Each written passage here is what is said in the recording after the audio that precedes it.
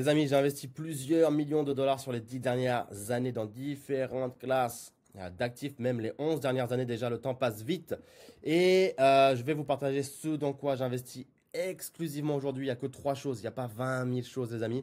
C'est vrai que sur ces 10 dernières années, j'entends tellement de gens investir dans tout et n'importe quoi. On entend les SCPI, l'immobilier fractionné, l'achat-revente, le locatif, le Airbnb, les ETF, les fonds d'investissement qui ont énormément de frais, les altcoins, les shitcoins, les startups exotiques, les business physiques exotiques, les montres, du vin, des voitures, de l'art fractionné, des comptes à terme. Alors les comptes à terme, je trouve ça génial, mais il faut que voilà, tu aies au moins 5 millions de patrimoine, 10 millions de patrimoine.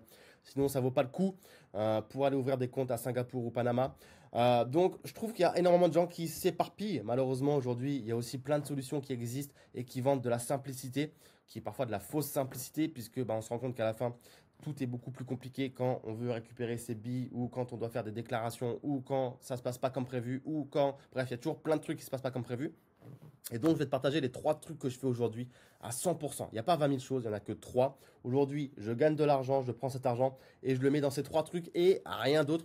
Je vais te le partager en toute transparence. Et franchement, je pense que tu devrais simplifier, encore une fois, tes investissements. Parce que, bon, voilà, ça fait 10 ans que je parle avec des entrepreneurs, des investisseurs tous les jours. Et je t'avoue que des fois, ça me dépasse un petit peu. Je ne comprends pas pourquoi certains s'emmerdent à faire des choses si compliquées. Et je pense qu'après 10 ans, j'ai trouvé franchement ce qui mêlait le plus, on va dire, voilà, entre le plus rentable, ce qui va créer le plus d'innovation, le plus performant et le plus simple à gérer.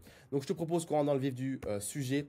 Si tu regardes d'abord, pardon, dernière slide avant, le point commun entre les 10 plus gros actifs à l'échelle mondiale, ce qui pèse le plus, voilà, la plus grosse capitalisation en termes d'actifs à l'échelle mondiale.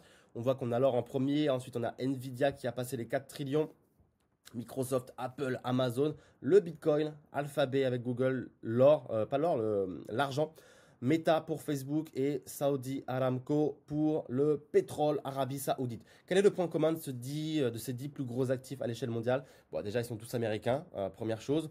Il y a quand même beaucoup de produits financiers. On va voir ça juste après, je ne vais pas me spoiler, mais le gros point commun, c'est le côté, on va dire, tech et américain.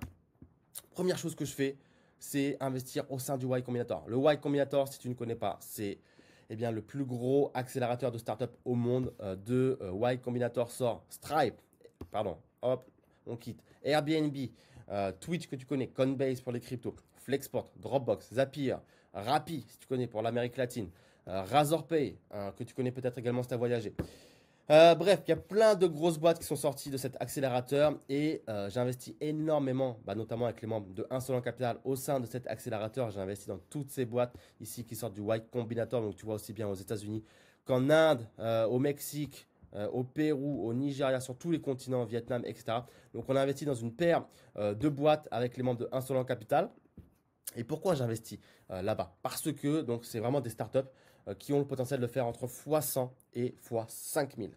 Donc le potentiel il est colossal et l'innovation mondiale et américaine vient de là-bas. Tout ce que tu revois ensuite dans le monde entier, aux États-Unis, en Europe, je t'en parle pas en Europe, on n'innove pas du tout, vient du Y Combinator. Au sein du Y Combinator, tous les meilleurs cerveaux du monde entier y vont. Moi je vois passer les pitch decks, donc tous les meilleurs Indiens, sud-africains, nigériens, mexicains, colombiens, brésiliens, sud-coréens, chinois, tout ce que tu veux, ils vont tous au Y Combinator. Ils sont tous passés par Harvard, le MIT, Stanford, les meilleures écoles.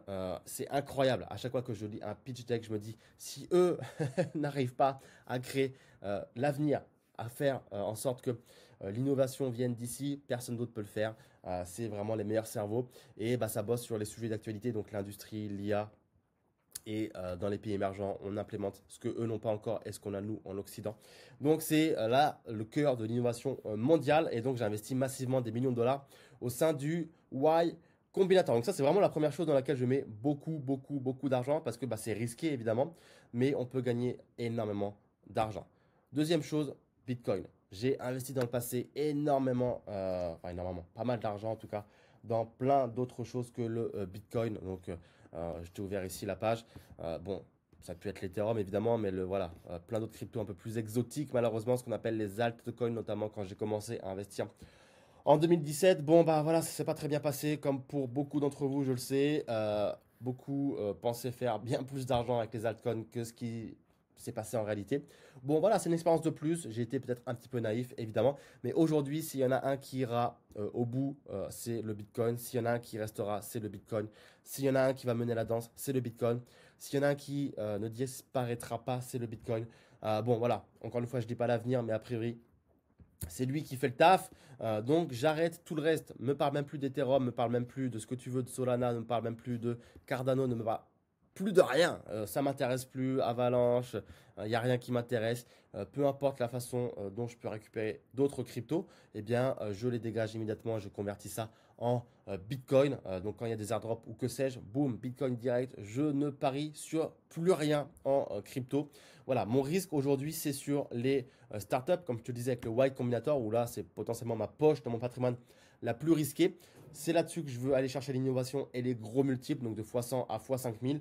Aujourd'hui, pour ce qui est crypto, je ne m'amuse plus avec quoi que ce soit. C'est uniquement Bitcoin. Et comme je te l'ai dit ici, je pense que Bitcoin peut encore faire x100, x10 à x100, pardon. Donc, valoir 1 million de dollars ou 10 millions de dollars. Donc, à l'heure où je te fais cette vidéo, il vient d'atteindre un ATH à 118 000 dollars. Donc, on n'est plus forcément sur un x10, x100, un petit peu moins si on reste sur ce que je t'ai dit de 1 million, 10 millions. Certains vont rigoler, vont me rire au nez. Raph, 1 million, 10 millions, mais tu te mets le doigt dans l'œil. Bon, on m'avait dit pareil à 10 000 dollars. On m'avait dit pareil à 100 000 dollars. On me dira pareil à 1 million de dollars. Je sais que les bitcoins maximalistes qui me regardent me diront que c'est pas un scénario impossible. Aujourd'hui, il faut comprendre que le dénominateur du Bitcoin, mais pas que, hein, d'ailleurs, le dénominateur des actions aussi, c'est la réserve, on va dire, de devises en circulation, qui ne fait qu'augmenter parce que vous le savez tous très bien, on est endetté à l'extrême en Occident, aux États-Unis et en Europe. Et donc, si ton dénominateur, c'est la masse de devises en circulation, eh bien, ça ne peut que monter. C'est mécanique, c'est mathématique. Là, je fais vraiment du calcul vraiment de bébé. Donc c'est mathématique. Et bon, pour que le Bitcoin vale 10 millions, ça voudrait dire quand même qu'il y ait un très très très très gros choc sismique, pas sismique, systémique pardon, dans l'économie, avec vraiment une perte de confiance massive dans, on va dire, le monétaire, dans nos devises fiat, une perte de confiance dans les institutions, vraiment un gros tremblement de terre. Hein, je vais pas te mentir, ça sentirait pas bon. Mais après tout, c'est des scénarios qu'on a déjà vus, Venezuela, Liban. Argentine qui était un des pays bah, les plus riches hein, au monde et on a vu ce que ça a donné avec des mesures socialistes. Ça ressemble doucement à ce qu'on voit quand même en France. Donc à dire aux gens on va vous donner de l'argent, on va vous donner de l'argent gratuitement sans rien faire, sans rien bosser et en important malheureusement des gens en Europe, en France via l'immigration. Des gens qui veulent des aides et qui veulent ne rien faire et qui, bon, du coup, vont voter pour ces gens qui promettent ces choses-là. On est sur des mesures de gauche socialiste, donc le schéma de l'Argentine n'est pas du tout impossible. Donc tout ça, l'un dans l'autre, fait qu'avec les institutionnels qui s'y sont pardon, clairement mis, c'est pas impossible, d'après moi, que le Bitcoin puisse valoir 10 millions. 1 million, j'en ai la garantie. 10 millions, c'est le scénario vraiment le plus optimiste pour ceux qui auront du Bitcoin. Le plus pessimiste pour ceux qui seront, encore une fois, les victimes de l'économie et de tout ce qui s'y passera. Mais si tu as ne serait-ce qu'un Bitcoin et si ce Bitcoin vaut 10 millions, eh bien, tu seras parmi ceux qui pourront s'acheter peut-être un yacht ou un penthouse à Manhattan parce que, bah voilà, il y aura une toute autre dynamique dans l'économie. Donc, je sais que certains vont rigoler face à mes propos. Bon, chacun voit midi à sa porte.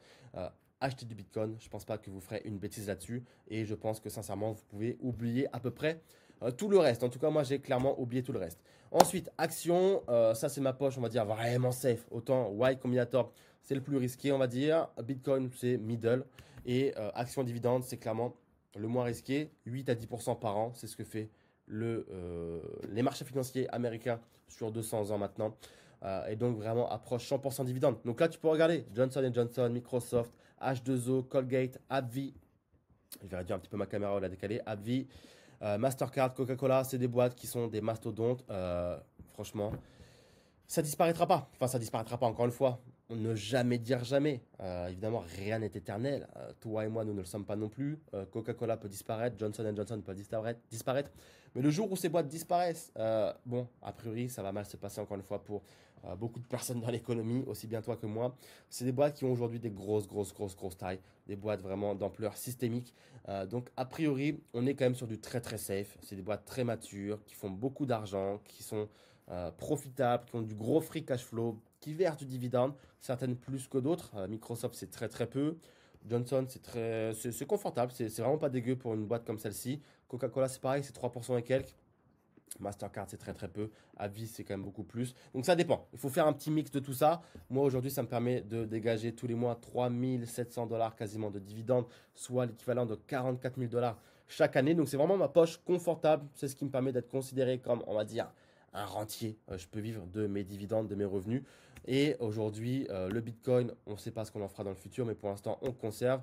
Et le Y Combinator, c'est clairement le but d'aller chercher une introduction en bourse ou une acquisition et d'aller dégager des gros multiples qui serviront ces exits à aller alimenter soit du BTC, soit plus d'actions à dividendes ou pourquoi pas, comme je te le disais, des comptes à terme à Panama ou à Singapour. Pour l'instant, j'y touche pas. Mais si demain j'ai 1, 2, 3, 4, 5 millions, pourquoi pas faire une petite poche USD à Panama ou à Singapour, puisque c'est les deux meilleurs endroits. Étant moi-même en plus expatrié à Panama, j'ai déjà ce qu'il faut. Il n'y a plus qu'à alimenter entre guillemets les comptes. Donc voilà les amis, rien d'autre. On est vraiment sur 3 actifs. Y Combinator, très simple. Alors très simple, pas forcément, tu n'y as pas accès comme tu le voudrais quand tu veux, où tu veux. Il faut passer par des clubs d'investisseurs ou avoir des bons contacts. Donc pour ça, tu peux me contacter puisqu'on a d'ailleurs le club Insolent Capital avec qui on investit. Enfin, c'est mon club, hein, on investit avec 220 investisseurs français dans les boîtes du Y Combinator et on leur donne des chèques qui vont de 50 à 5 000 $ et on prend des parts dans toutes ces startups que j'ai pu te montrer ici, hein. Récemment, on a fait tous ces deals-là.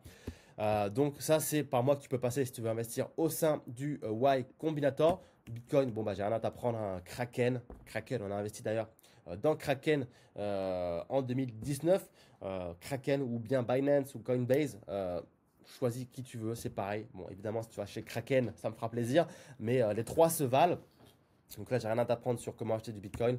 Et les actions dividendes, pareil, hein, c'est très simple. Tu peux me rejoindre dans mes programmes, puisque j'ai des programmes autour des actions à dividendes pour voir mon portefeuille et ce que j'achète tous les mois et découvrir vraiment tout mon portefeuille de A à Z. Mais là aussi, c'est pas très dur, hein. Tu te crées un compte chez Interactive Broker et tu achètes tes actions et tu n'as plus qu'à attendre. Tu les gardes 10 ans, 20 ans, 30 ans. Toutes ces boîtes-là, je ne te dis pas que je les ai en portefeuille, j'en ai quelques-unes en portefeuille. Mais mes boîtes, moi, je les garde 10, 20, 30, 40 ans, aussi longtemps qu'elles sont en bonne santé. Donc là, voilà, si tu veux apprendre à investir en bourse, j'ai ce qu'il te faut. Et je te mettrai tout de toute façon dans la barre de description ci-dessous, si tu veux, eh bien, soit investir avec moi dans le Y Combinator ou investir en bourse dans les actions à dividendes. Les amis, dites-moi ce dans quoi vous investissez de votre côté, ça m'intéresse énormément. Moi, j'aime bien keep simple. Donc, on va vraiment droit au but, on gagne de l'argent, on a 3 classes d'actifs, on les alimente et on fait fonctionner ça en circuit fermé. On voit que ce dans quoi j'investis, c'est clairement pas décollant. C'est l'innovation mondiale, c'est le Bitcoin, c'est les plus grosses entreprises américaines qui dictent un petit peu quand même ce qui se passe dans le monde pour certaines d'entre elles. Tous ces produits, on les voit partout. Coca-Cola, Johnson Johnson, Colgate, Microsoft. Donc, c'est clairement pas déconnant. On keep simple. Mais dis-moi, toi, dans quoi tu investis, ça m'intéresse. Je suis toujours curieux de comprendre pourquoi certains investissent dans telle chose ou dans telle chose. Donc, dis-moi dans quoi tu investis et surtout pourquoi ça m'intéresse énormément. Voilà, les amis. Je vous dis à très vite pour une prochaine vidéo. Ciao, ciao.